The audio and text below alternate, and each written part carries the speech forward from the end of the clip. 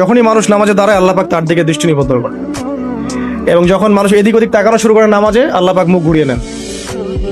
হ্যাঁ, নামাজে ওই যে আমরা যে ডিজিটাল নামাজ পড়ি না এখন, ডিজিটাল মানে 4 রাকাত নামাজ 4 মিনিটে শেষ। এক রুকু করলে সেজদা পাওয়া যায় না, সেজদার তাসবিহ পড়লে আবার এদিকে দেখা যায় যে দ্বিতীয় সেজদায় চলে গেছে অলরেডি ওঠাটাকি।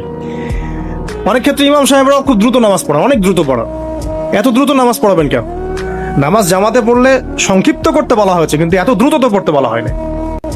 এখনো দেখবেন মক্কা মদিনায় গিয়ে নামাজ দেখবেন, মাশাআল্লাহ, নামাজটা তাদের মাশাআল্লাহ এটার প্রশংসা না করলে হকাদা হবে না। নামাজটা অসাধারণ, ধীর স্থির ভাবে ফজরের নামাজ 20 মিনিট 15 মিনিট 20 মিনিট পড়াচ্ছে নামাজ, রিল্যাক্স।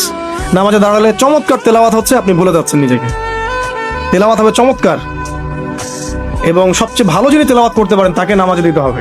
রিল্যাক্সে নামাজ পড়বে। ক্ষেত্র বিশেষে আপনি শর্ট করতে পারেন, কিন্তু সব সময় কেন আমরা 4 রাকাত নামাজ 3 মিনিটে শেষ করে দিব?